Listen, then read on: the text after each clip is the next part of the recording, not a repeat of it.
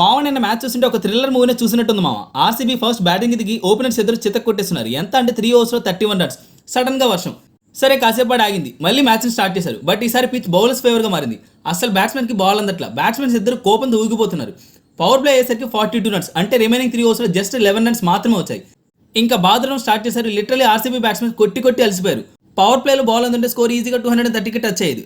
తర్వాత బ్యాటింగ్ దిగిన సిఎస్కేకి ఫస్ట్ బాల్కి రుతురాజ్ అవుట్. సిఎస్కే ఫ్యాన్స్కి ఫ్యూజులు ఎగిరిపోయాయి ఆ పాయింట్కి. 2 ఓవర్స్లో మిర్చెల్ అవుట్. వికెట్స్ పడిన పవర్ ప్లేలో బాధేశారు మామ బ్యాట్స్మెన్స్. ఆర్సీబీ టీం నుంచి loose balls, no balls, catch drops ఇదంతా హై మూమెంట్లో జరిగే మామ. లాస్ట్ 3 ఓవర్స్ ఒక రోలర్ కోస్టర్ రైడ్ అనుకోండి మామ. 3 ఓవర్స్లో 50 రన్స్ కొట్టాలి సిఎస్కే ప్లే ఆఫ్స్కి వెళ్ళాలంటే.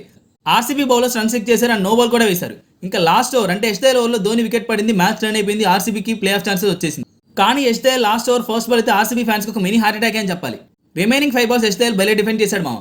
ఎస్డేల్ డిఫెండెన్స్కి టేకే బౌ మామ. చాలా రోజుల తర్వాత ఒక ఎల్ క్లాసికో మ్యాచ్ని చూసాం మామ.